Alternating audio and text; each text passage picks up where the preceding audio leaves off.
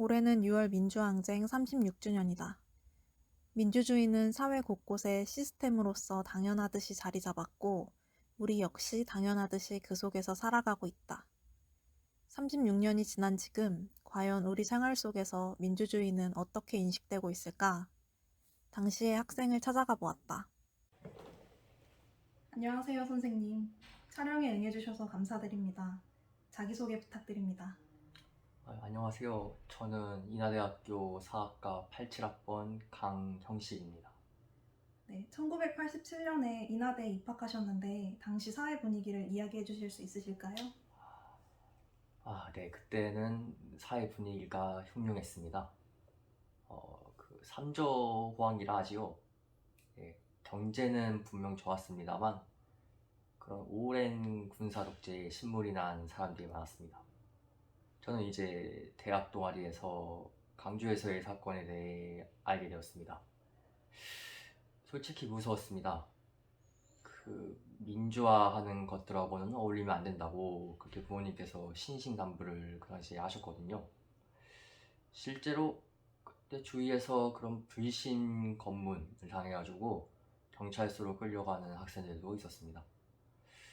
이런데도 뉴스는 허구한 날 태평한 소리나 했죠. 그때 뉴스 땡전 뉴스라고 하지 않습니까? 아무리 중요한 일이 있어도 대통령 관련 소식이 먼저 나오던 그런 시절, 그때가 1987년입니다. 이제 제가 대학에 올라와 보니 시위가 더 심해지더군요. 4월에 있었던 그 호원 조치에 반발하여 수많은 사람들이 들고 일어났죠.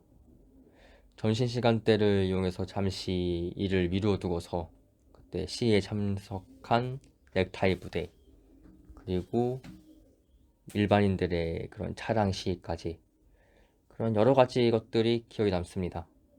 그만큼 민주화에 대한 열망이 컸던 것이 아닐까요?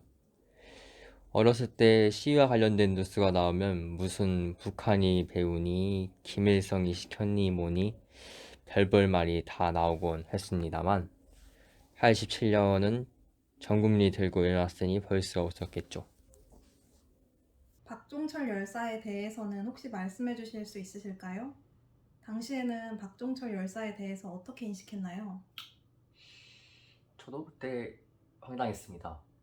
아니, 책상을 친히 억하고 주었다는 게 말이 됩니까? 그럼 박종철 씨의 죽음의 진상을 이렇게 규명하라는 시위가 이곳저곳에서 이루어졌습니다. 저는 그 시위에는 참석하지 않았습니다만 크게 그런 국민의 공분을 산 사건이라고 생각을 합니다. 박종철 열사의 행적을 따라가 보았다. 언어학과 학생회장이었던 박종철 열사는 동기들보다도 정치에 훨씬 많은 관심을 기울인 사람이었다.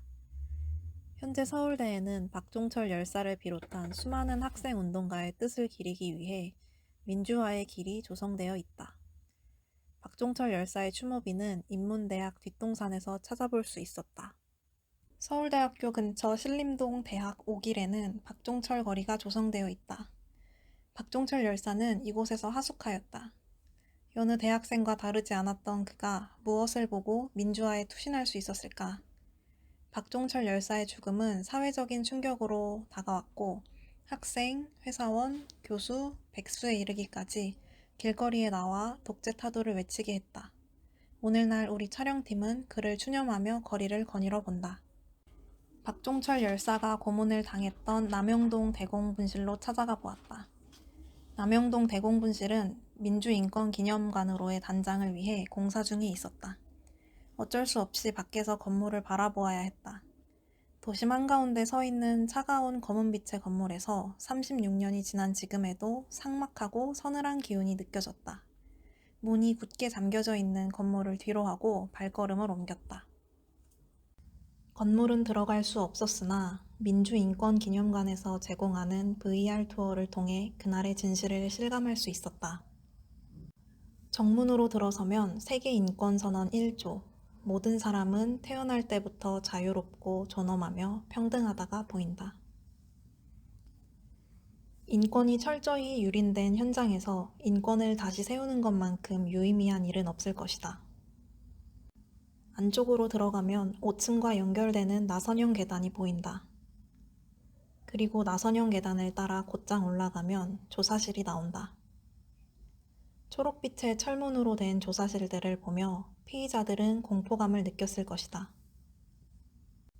복도를 따라 걸어가면 509호 박종철 열사가 고문받은 조사실이 나온다. 그곳에서 박종철 열사는 모진 고문을 받고 숨을 거두었다. 조사실 한편에는 그의 영정과 축원문이 걸려 있었다. 박종철 열사가 꿈꾸던 것은 축원문에 적힌 인간의 자유와 평화였을 것인가? 그럼 박종철 열사와 더불어 자주 언급되는 이한열 열사는 어떤 사람이었나요? 사실 저는 그런 민주화에 대해서는 관심도 없는 그런 학생이었습니다. 그냥 하라는 거나 그런 잘하던 그런 학생이었던 것이죠. 이한열 씨도 신문에서 보기 전까지는 이한열 씨인지 알지 못했어요. 그러다가 1987년 6월 10일 정도였나요? 그때 제 인생에서 첫 시위였는데 그때 시위 현장에서 이한열 씨를 처음 보게 된 것입니다. 그 누구 한 명이 피를 흘리면서 이렇게 북축돼서 가고 있더라고요. 저는 이제 근처에 있어서 더 잘 보였죠. 이렇게 멋모르고 시위에 참여했던 저에게는 굉장히 큰 충격으로 다가왔던 사건이었습니다. 연세대학교 정문 앞에는 이한열 열사의 피격 현장이 고스란히 부조로 남아있다. 비교적 최근에 만들어진 부조에는 그의 청춘을 표현하듯이 한 가지의 꽃이 같이 새겨져 있었다. 연세대학교 경영대학을 다니던 이한열 열사. 그는 민주화 운동의 하부 조직으로 만화사랑 동아리를 만들어 만화 창작 활동뿐만 아니라 민주화 운동에도 적극적으로 참여하는 청년이었다. 그랬던 그는 6월 9일 연세대 앞 시위에서 최루탄 피격으로 쓰러졌고 중태에 빠졌다가 7월 5일 숨을 거두었다. 연세대학교 안에는 이한열 열사를 추모하고 그 정신을 기린다는 목적에서 이한열 동산이 조성되어 있다. 나지막한 동산 위에는 이한열 열사의 피격 당시의 모습이 동상으로 있으며 옆에 있는 큰 돌에는 1987년 이한열 열사의 역사가 새겨져 있었다. 그는 1987년을 강렬하게 살다가 장렬히 떠난 것이다. 이한열 열사의 숭고한 뜻은 근처에 있는 이한열 기념관에서도 찾아볼 수 있었다.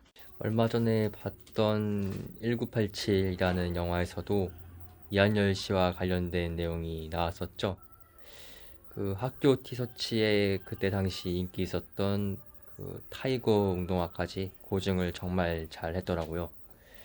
영화에서 이한열 씨 역할을 맡았던 배우가 당시의 복장을 그대로 입고 있어서 놀라기도 했습니다. 그 당시를 회상할 수 있는 좋은 사료가 되겠어요. 그 당시 사람 참 많이 모였었죠. 진짜 틈이 없었습니다. 그렇게 많은 사람은 제 인생에서 처음 봤습니다. 눈물 흘리는 사람도 있었고 환희에 젖은 사람도 있었습니다. 그곳은 민주화를 위해 죽은 분들을 추모하며 동시에 남아있는 사람들은 새 시대에 대한 희망을 노래하는 자리였습니다. 평소 독실한 천주교 신자인 강영식 씨는 이번 인터뷰를 통해 이한열 열사 추모 기도를 하기 위해 명동성당에 방문하였다.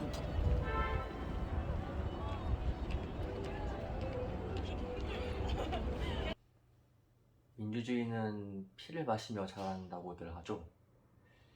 그럼 민주화를 향한 숭고한 희생이 있었기에 오늘날의 대한민국이 있을 수 있었던 것입니다. 누군가가 그러죠. 그런다고 세상이 바뀔 것 같으냐고. 그렇지만 이런 작은 힘들이 큰 변화를 이끄는 것입니다. 부속품이 하나라도 없으면은 이 민주주의라는 기차는 출발할 수가 없습니다. 오늘날 우리는 자유민주주의라는 가치를 숨쉬듯이 당연하게 여기고 있다. 이는 6월 항쟁의 결과이다. 혹자는 6월 민주항쟁이 능동적 시민을 만드는 데 영향을 주었다고 본다. 유월항쟁의 의의는 분명 폄하될 수 없을 것이다.